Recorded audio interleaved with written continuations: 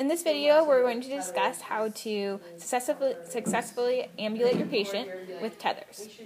A tether is any line or cord that is restricting your patient's movement and could possibly result in a fall or tripping. All right. So Alexis is here to help demonstrate the different tethers on this patient.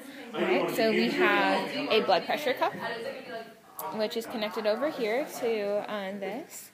And then we also have a nasal cannula administering O2, and that's connected up here. And then we have an IV line, which is connected to the PCA pump. Okay. We also have these SCD devices to help prevent deep vein thrombosis, and that's connected down here. And then we also have a Foley catheter, which is connected to the urine bag down here. With tethers, you want to make sure you communicate with your nurse and just make sure you know how many tethers they have. If your patient has more than 2 tethers, you probably want to grab a couple helpers to help you while ambulating.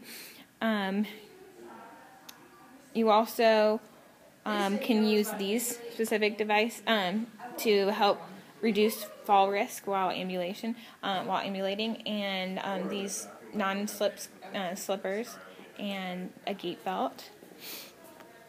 You also want to put the bed in a low and locked position, as she's doing, putting the bed down, and then keeping it locked, which is down here. Make sure it's locked and it's not going to move. You want to clear your path and just make sure nothing's on the floor and pick everything up. And you can also talk to your nurse about possibly discontinuing any tethers.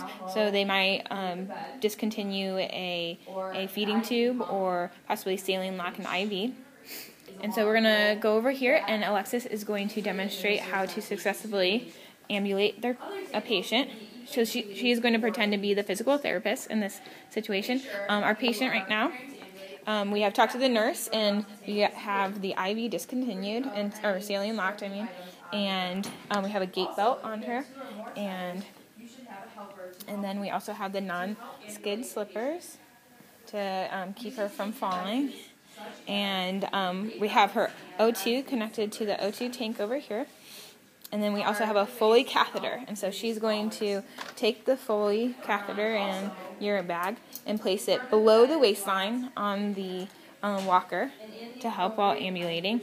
And then with her dominant hand, she's going to grab the patient, but then with her non-dominant, man the O2 tank to make sure that she can take care of the patient. And so again, if your patient has more than 2 tethers, you probably want to grab a helper to help you while ambulating. Also, for just in case of emergency, you should also have somebody manning a wheelchair and nearby in case they happen to get lightheaded. And so hopefully this video has been very educational and giving you lots of information on how to successfully ambulate a patient.